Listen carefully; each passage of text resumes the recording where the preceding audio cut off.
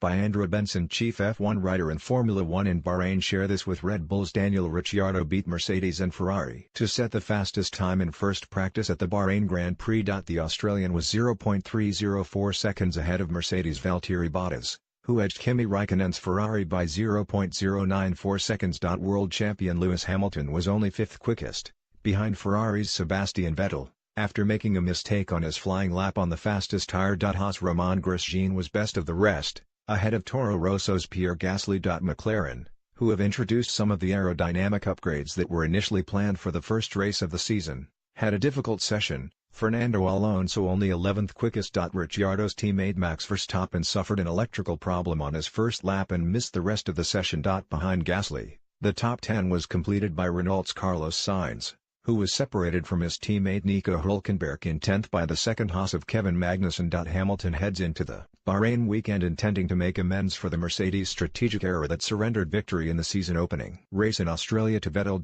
The German said on Thursday that he believed Mercedes had an advantage of about 0.3 to 0.4 seconds over the field, but Hamilton insisted that the two leading teams were just as close as they were for most of 2017. When Hamilton and Vettel staged a very tight battle for the title until Ferrari's season imploded over 3 races in Asia in September and October. Ricciardo, who finished fourth in Australia right behind Raikkonen, said he was optimistic Red Bull could be in the fight for victory if the car was as good as it was in the race in Melbourne. Predict who you think will finish in the top 3 at the Bahrain Grand Prix. Bahrain Grand Prix first practice results. Bahrain Grand Prix coverage details. Share this with